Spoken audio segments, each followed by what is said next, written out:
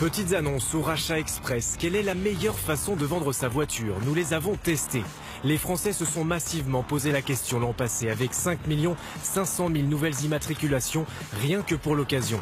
Il existe bel et bien une solution de facilité qui promet une vente rapide et sans condition.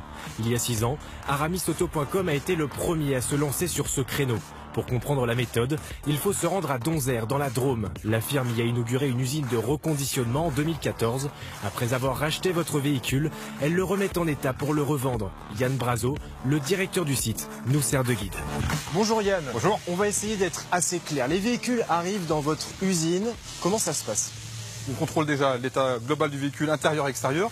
On va s'assurer que le véhicule est bien conforme une fois qu'on aura réalisé l'ensemble des opérations. Ça permet de garantir 1 an de tranquillité ou 15 000 km sans frais d'entretien. Après le diagnostic, la voiture part sur la chaîne. Mécanique, carrosserie, peinture, tous les métiers sont réunis dans un même lieu, comme chez un constructeur, jusqu'au contrôle final. Alors ici, il y a environ 180 véhicules qui passent par semaine. Oui. Et l'objectif, c'est bien sûr de respecter les coûts. Précisément, on est extrêmement vigilant sur la maîtrise de nos coûts. Pourquoi? Parce qu'on veut garantir à nos clients des prix bas, tout en leur garantissant aussi un niveau de qualité optimum. Cette usine a permis à la firme de rentabiliser son activité occasion. Mais le particulier est-il gagnant? Pour le savoir, prenons un cobaye, une Ford Fiesta que nous souhaitons vendre. Sur Internet, nous choisissons 3 acteurs. La centrale caracole en tête, avec 9 490 €. Autobiz propose l'offre la plus basse, 7 350 €, soit 2 140 € de moins. La firme se targue de racheter un véhicule en 1 heure. Direction un centre parisien où Alexandre Lenné, responsable de la reprise, commence par un petit tour du propriétaire. Cette checklist nous permet en fait de rien oublier, de vérifier que tout est fonctionnel.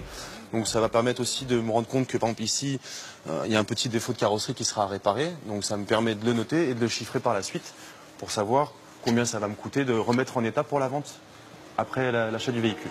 Après un essai routier d'une vingtaine de minutes, le repreneur va dévoiler son offre en fonction du marché. Combien vous m'en proposez? L'offre ferme. L'offre ferme de reprise, compte tenu des frais de mise en état qu'il y a, elle serait aujourd'hui à 6 950. 400 € de perdu sur l'estimation initiale, 2 500 € de moins que la cote marché de la centrale. Alors pourquoi un tel écart? Bon, bien évidemment, on n'est pas philanthrope. Nous, on va effectivement estimer un prix de revente, duquel on va découler une marge qui est forcément celle dont on a besoin. C'est le prix de la tranquillité. Autre méthode pour connaître le prix de son véhicule, le recours à un expert automobile. Prix moyen de la prestation, 150 € pendant 1 heure. Maxime Lorenzini passe au crible notre Ford Fiesta. Du numéro de châssis au fluide moteur, rien ne lui échappe. Mais ce qui fait réellement baisser le prix d'un véhicule est bien plus visible. Ce qui va faire qu'une voiture va perdre de la valeur, ça va être des dommages carrosserie. Essentiellement, des dommages intérieurs aussi liés aux garnitures, tout ce qui est dommages sur la structure non réparée.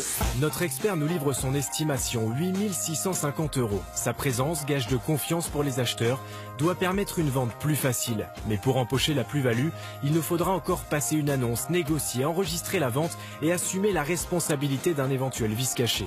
Autobiz ou Aramis Auto nous épargnent un tel périple, leur vendre sa voiture en 1 heure à un prix, dans notre cas, 1 700 €.